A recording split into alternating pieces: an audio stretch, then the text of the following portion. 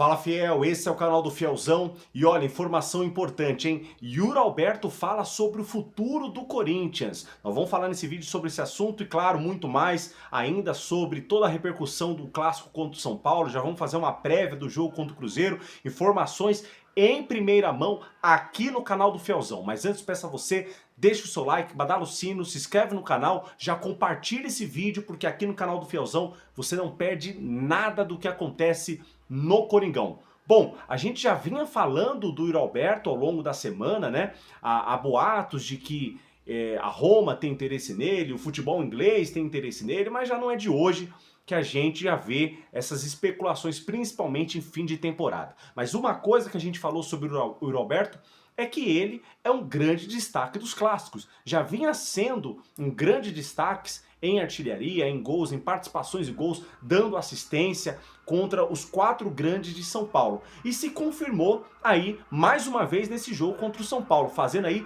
2 gols importantíssimos, trazendo aí a vitória para o Coringão. Claro, não sem desmerecer o gol sensacional, a jogada maravilhosa que o Memphis fez ali no segundo gol, mas primeiramente falando do Yuri Alberto, o Yuri foi um grande destaque nessa partida, fazendo aí esses 2 gols e trazendo a vitória pro Coringão. O Yuri Alberto que fez um comentário importantíssimo, crucial nesse momento que o Corinthians está vivendo, que os últimos 4 jogos que o Corinthians tem do Campeonato Brasileiro são 4 finais que nós temos em busca de uma vaga para Libertadores ou pré-Libertadores que seja.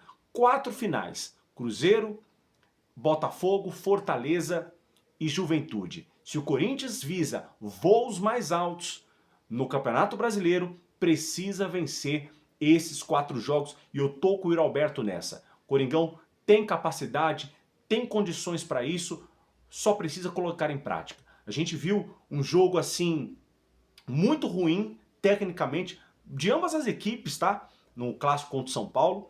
Mas a gente viu um primeiro tempo o Corinthians mais ativo, mais ofensivo, buscando mais o jogo, tendo mais domínio das ações do jogo, só faltou efetividade. E no segundo tempo, assim, lamentável, vergonhoso, aquele jogo péssimo, horrível, mas os últimos 10, 15 minutos ali o Corinthians mostrou um pouco mais de poder ofensivo, sendo mais efetivo, mais conclusivo, buscando o gol de fato, é o que a gente tem cobrado muito do Dorival. Chegando ali na última parte do campo, buscar o gol, né? E isso cabe muito ao Yuri Alberto, ao Memphis, ao Garro, a jogadores de linha de frente. Uma crítica que eu fiz ao Bidon muito, que nos jogos que o Garro está ausente, ele faz aquela função, mas ele não tem esse perfil de buscar essa objetividade, coisa que os outros jogadores têm. No caso, o Yuri Alberto foi o grande destaque porque, além de ser isolado o artilheiro da Neoquímica Arena, é o jogador que se tornou agora artilheiro do século XXI em clássicos. Então, o Roberto passa a ser artilheiro em tudo no Corinthians e certamente isso chama a atenção de times europeus, do futebol europeu em si e também da seleção. Ele que deixou claro que sonha sim em estar na Copa, sonha em ser chamado pelo Ancelotti para a seleção e tem condições para isso. O Roberto, de fato, é um jogador assim fora de série. E o Ricardinho, né? O Ricardinho que queimou a língua ao falar do Memphis. A gente só pôde ver, a gente estava no estádio, a gente só pôde ver isso depois, né? Dos melhores momentos. Ele descendo a lenha no Memphis e o Memphis fez aquela pintura. A gente já cobrava o Memphis sobre isso, né? A gente cobrava que o Memphis seja decisivo, né? É isso que é uma estrela, um camisa 10, um jogador diferenciado. Por isso que ele é quem ele é. E é isso que nós esperamos dele, que ele seja decisivo. Saiu do banco, entrou, chamou a responsabilidade, fez o que fez e contribuiu junto com a equipe, junto com o Yuri Alberto para trazer essa vitória sensacional para cima dos Trica em casa. Porém, isso não tira a responsabilidade do Dorival da falta de repertório. Na arquibancada eu já falava com os irmãos a respeito disso. Falta no Dorival repertório, estratégia, coisas diferentes, é tudo muito previsível. Os times vêm jogar contra o Corinthians, seja em casa ou fora de casa, todo mundo já sabe o que o Corinthians vai fazer, sabe? Então, a gente vai continuar enchendo o saco do Dorival falando sobre isso, porque falta repertório. Ah, mas precisa de peças diferenciadas. Dorival, você tem que jogar com o que tem, você treina para isso. E tempo para treinar não falta. O Corinthians teve a data FIFA todinha para treinar, para apresentar o que apresentou contra o São Paulo.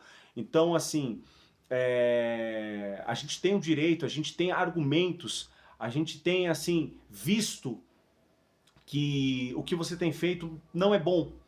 O que você tem feito não é bom. Por isso que as pessoas colocam em xeque o seu futuro pro ano que vem. Então, falta isso no Dorival, tá? Individualidade, jogadores têm, Yuri, Memphis, o Garro, o Carrilho, jogadores mais técnicos, jogadores de mais habilidade, jogadores diferenciados, tem essa individualidade. Mas o conjunto que mostra o trabalho do Dorival, a gente não vê isso acontecer. Então fica aí mais um alerta de cobrança aí pro Dorival, sua batata tá assando. A gente viu nesse jogo, além, claro, do bidon que eu falei, faltou objetividade, falta coragem, confiança, talvez uma orientação, alguém para chegar ali e falar, até porque ele tá nessa transição de posição no campo mesmo, né? Quando ele começou, ele jogava mais recuado ali, mesmo como um volante, como um segundo homem de meio de campo. Hoje ele tá como um terceiro, né? Então talvez falta ele assimilar isso na cabeça dele, alguém orientar. É um rapaz jovem, tem um futuro promissor pela frente, mas no meu ponto de vista, muito limitado. Então, além do bidon, Carrilho, né? Ele fez um jogo muito abaixo, como eu falei no pós-jogo, muito por conta da função que foi colocada, a função ali do Maicon, do Ranieri, o primeiro homem, né? A gente lembra muito o Cantilho fazia essa posição muito, né? E o Choca fazendo lambança mais uma vez, né? Aquilo que eu falo, é um jogador que também tem um futuro promissor pela frente, um jogador que eu acredito que vai ser diferenciado, não vai ser um Raul Gustavo, um João Vitor, um Robert Renan da vida, mas pode ser um Murilo. Pode ser um Murilo, tem condições para isso, só não fazer lambança como fez, entregando a paçoca lá, deixando a gente em más lençóis, né? Felipe Longo muito seguro, muito bom, mais uma partida boa do nosso goleiro reserva, é um moleque aí que tem futuro. Então a gente vê que a base vem forte, né? A base do Corinthians vem forte. A gente só falou aqui ó, de Choca, de Bidon, de Felipe Longo. O volante André Luiz entrou bem também, merece mais oportunidades, assim também como o Dieguinho, que a gente viu uma boa partida dele contra o Ceará, não entrou contra o São Paulo, mas acreditamos certamente que terá mais oportunidades, todos eles com contrato renovado, é importante isso, até pegando aí um gancho do que o Lucha falou, né? Tá aí a solução para o Corinthians futuramente pagar suas dívidas, investir na base, né? Mas não vender para um Zenit da vida aí a troco de banana, valorizar os moleques. Entendeu? O Corinthians tem joias dentro da própria casa. É só saber trabalhar, saber valorizar, saber usá-los e no futuro vendê-los. Então, faz aí a minha ressalva para a base. Angileri tem que renovar. Eu acho que a diretoria do Corinthians não pode esperar para pagar para ver. Eu acho que tem que correr atrás já para resolver a questão do Angileri e já se preparar pro mercado da bola visando o ano que vem. Corinthians tem 4 finais.